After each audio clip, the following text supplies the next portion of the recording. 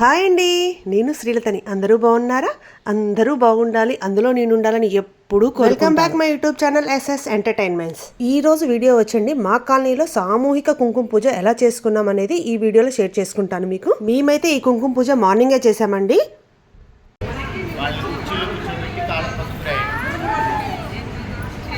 గౌరమ్మలు చేస్తురా? అమ్మవారిని ఈ 9 రోజులు నిత్యం కుంకుమతో పూజించడం వల్ల అనేక శుభ ఫలితాలు కలుగుతాయి. అలాగే సువాసినులకు మంగళ సౌభాగ్యాలు అందిస్తుంది. లలితా సహస్రనామ పఠించడం వలన తల్లికి మిక్కిలి ప్రీతి. కాబట్టి పెళ్ళైన స్త్రీలు అమ్మవారికి కుంకుమ పూజ చేస్తారు. మరి ఈ కుంకుమ పూజను ఎవరైనా చేయవచ్చా అంటే ఎవరైనా చేయవచ్చు. పిల్లలు చేస్తే అమితంగా ఆనందపడుతుంది ఆ అమ్మవారు. మగవారు ఈ కుంకుమ పూజను చేసినట్లయితే వీడు నా బిడ్డ అని ఆశీర్వదిస్తుంది. చేస్తే వారిలో అమ్మవారు తన రూపాన్ని చూసుకుంటుంది. అవును, ఆడవాళ్ళు కుంకుమ పూజ చేస్తూ సహస్రనామ పారాయణ చేస్తున్న సమయంలో అమ్మవారు వారిలో తమ రూపాన్ని చూసుకుంటుంది. ఏమిటి నిదర్శనం అంటారా? వసిన్యాది దేవతలకు సహస్రనామం చెప్పమని ఆజ్ఞాపించినప్పుడు అమ్మవారు వారితో పలికేది మీరేనా, మీలో ఉండి పలికించేది నేనే అని చెప్పారు కదా. అలాంటి పారాయణం చేస్తూ కుంకుమ పూజ చేస్తున్న స్త్రీ రూపంలో అమ్మవారు ఆనందంతో వారిలో తమ రూపాన్ని చూసుకుంటుంది. అంతకన్నా ఏమి వరం కావాలి? అమ్మవారి రూపంగా మీ రూపాన్ని అమ్మవారు భావించగానే నీ పాపాలన్నీ నశించిపోతాయి, దేహం మనస్సు పవిత్రమవుతుంది. మరి ఇంత విశిష్టత కలిగినటువంటి కుంకుమ పూజని మనం ఏ విధంగా చేసుకోవచ్చు అనేది ఈ వీడియోలో తెలుసుకుందాం. ఓం హైం హ్రీం శ్రీం శ్రీమాత్రే నమః అనే మంత్రాన్ని కుంకుమ పూజ చేస్తూ పఠించవచ్చు. దీన్ని 108 సార్లైనా పఠించవచ్చు, వీలు పడినప్పుడు 11 సార్లైనా పఠించవచ్చు. కుంకుమను మనం క్షేమానికి సౌభాగ్యానికి చిహ్నంగా భావించవచ్చు. ఉగ్ర రూపానికి ప్రతీక ఆ కనకదుర్గమ్మ తల్లి అమ్మవారు. ఎన్నో రూపాలతో ఎంతోమంది రాక్షసులను సంహరించి ఈ దేవీ నవరాత్రుల్లో అంటే ఈ 9 రోజులు రోజుకొక అవతారం ధరించి మహిషాసురుడితో యుద్ధం చేసి చెడు మీద మంచిని సాధించి విజయానికి ప్రతీకగా ఈ దేవీ నవరాత్రులు దసరా పండుగ జరుపుకుంటాం మనం. అమ్మవారికి కుంకుమ పూజ చేసి ఎంత పరవశించిపోతుందో అలాగే అమ్మవారికి అభిషేకం అన్నా కూడా అంతే చాలా ఇష్టం అండి.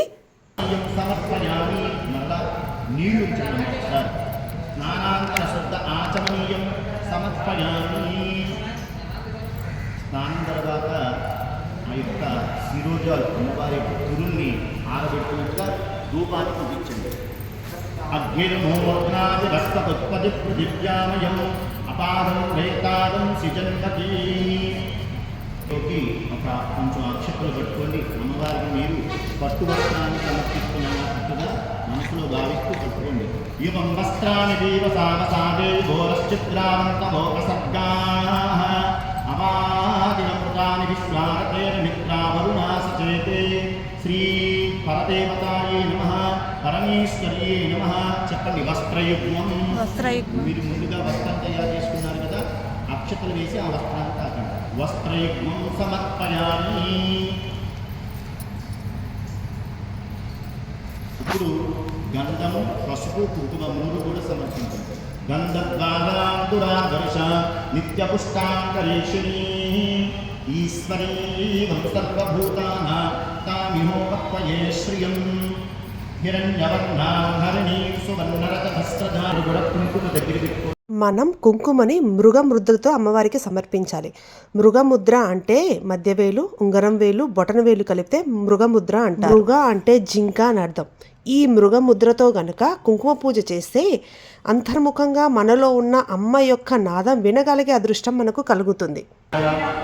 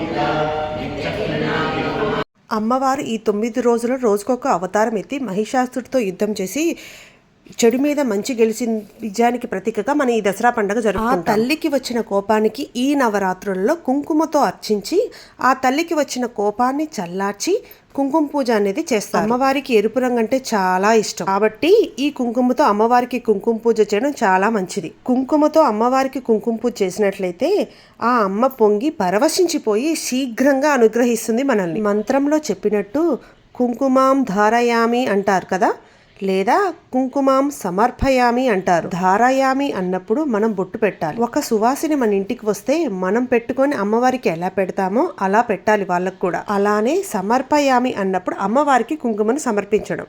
అలా అందరం కలిసి సామూహిక కుంకుమ పూజ చేయడం అయిపోయాక మనం కుంకుమతో పూజ చేసాం చూసారా, ఆ కుంకుమతో అందరము బొట్టు పెట్టుకుంటామండి. అమ్మవారికి ఎరుపు రంగు అంటే ఇష్టం కాబట్టి ఎర్రని పూలతోటి పూజ చేస్తాం. అలానే కుంకుమతో కుంకుమ పూజ చేస్తాం.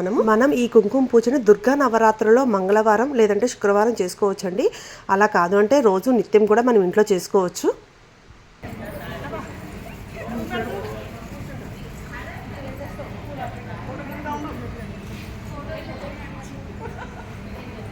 అదండి మా కాలనీలో సామూహిక కుంకుమ పూజలు అలా చేసుకున్నాము. ఇక కుంకుమ పూజ అయిపోయేసరికి 1:30 అయిపోతుందండి. మేము ఆల్రెడీ ఫాస్టింగ్లో ఉండేసి కుంకుమ పూజ చేసుకుంటాం కదా అందరము.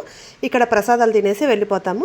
కుంకుమ పూజ కాగానే అలా అందరం కూర్చొని రిలాక్స్గా ప్రసాదం తింటాము. అలానే రోజు ఇలా ప్రసాదం తింటూ ఈవినింగ్ ఇంకేం ప్రోగ్రామ్ పెట్టుకుందాము, రేపు ఏం ప్రోగ్రామ్ పెట్టుకుందామని డిస్కషన్ చేస్తూ ఉంటాము అందరం కలిసి. రేపు హోమం పెట్టుకుందామా, సత్యనారాయణ వ్రతం పెట్టుకుందామా, ఏం పెట్టుకుందామని ఆలోచించి సరే పెట్టుకుంటే ఏమేమి తెచ్చుకోవాలి, ఎవరెవరు పూజలో కూర్చుంటారు, ఎంతమంది కూర్చుంటారు, ఎన్నింటికి కూర్చుంటారు, ఏ శారీస్ కట్టుకుంటారు, ఇదే డిస్కషన్స్ అండి.